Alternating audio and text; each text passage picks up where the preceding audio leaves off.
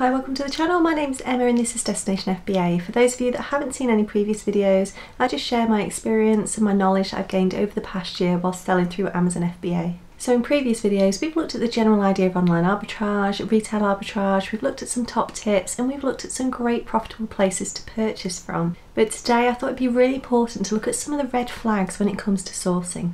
These red flags are things we all need to look out for and be aware of, whether we're a new seller or an experienced seller. We do not want to be putting our account at risk in any way, and we do not want to risk losing any money.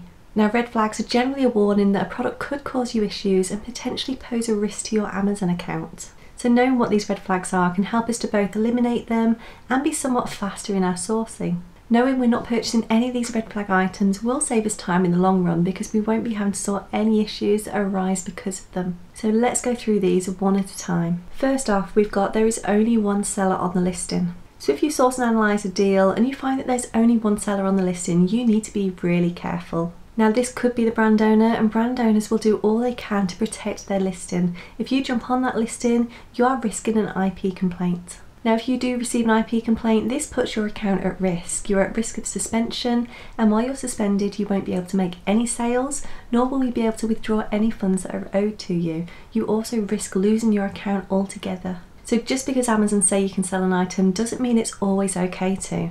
Always check the number of sellers on that listing and do everything you can to minimise the possible risk of an IP complaint. Then we could find there's a large number of sellers on the listing.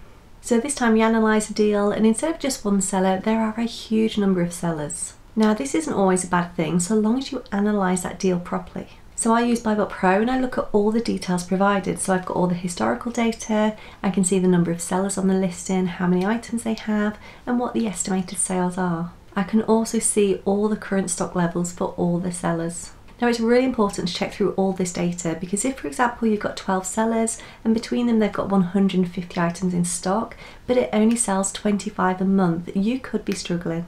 Unless you can compete well with all those sellers, is it really worth sending stock in? Remembering there's also a chance of those competitors lowering their prices, you could end up in a potential price war. So if you purchase this item, make sure not only can you compete, but you can afford to drop the price a little if needs be and still make a decent profit. And we could also find a deal and find that Amazon are on the listing. Now a lot of people will just avoid listings altogether when Amazon are on the listing. It doesn't have to be this way, you can compete on some items, but you may find it a struggle. Again, you need to analyse this deal properly. You need to check firstly, do they have the buy box? And if they do, is there any evidence of them sharing that buy box? Now we can see this quite easily on BuyBot Pro by just scrolling down and hovering just here. Now if this was to say no, I would 100% stay away from it. It's already hard enough to compete with Amazon, but when there's no evidence of them sharing the buy box, you are really going to struggle. Now we could also scroll down to the bottom of the BBP charts and see what Amazon sales are like over certain periods. So are there times when they have no stock, or is this an item that they replenish on a regular basis, meaning we should just stay away altogether?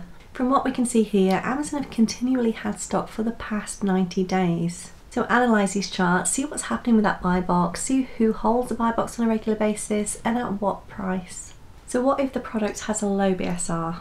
So the BSR, also known as bestseller rank, is a score assigned to each product based on historical sales data. Now the BSR is different in every category depending on the amount of products there are for sale. So if a category has 300,000 products in it, for example, number 1 would be the bestseller and 300,000 would be the worst. So you may find a product that looks great, it's got a great profit margin, it's got a great return on investment, but it turns out to have a low BSR. Now this BSR may indicate very few and very slow sales. Is it really worth investing your money into an item that's going to be a really slow mover? Also bear in mind long-term storage fees. You don't want to be sending stock in that's just sat on Amazon shelves. You want to be getting your stock in and turning it around as fast as you possibly can and getting that money back out again. So be sure to look at these sales ranks and be sure of the estimated sales too. If you're unsure on how to do these, please do take a look at my latest video, estimating monthly sales on Amazon. And then the last red flag we're going to look at is known IP complaints. So are there any previously known IP complaints on the product you are looking at?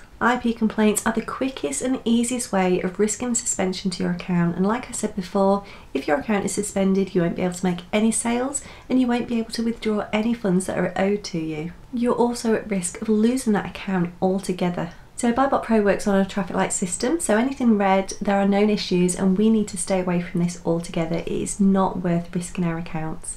If an item shows as amber, then we need to do some more research and we need to use our own due diligence. And then if an item is green, this means there are no known issues. Now this doesn't mean that there won't be issues in the future, but as it stands, there are no problems that are known. However good a deal seems and however tempted you are, if that is shown as red, do not risk it. It's not worth losing your account over. So analysing deals is a really important part of sourcing. You want to be sure that not only can you sell the item, but you can compete with other buyers while still making a healthy profit. And more importantly, you need to be sure that that item sells well. So once you get into a good routine with your sourcing, all of this will just seem second nature and you'll be checking it without even thinking about it.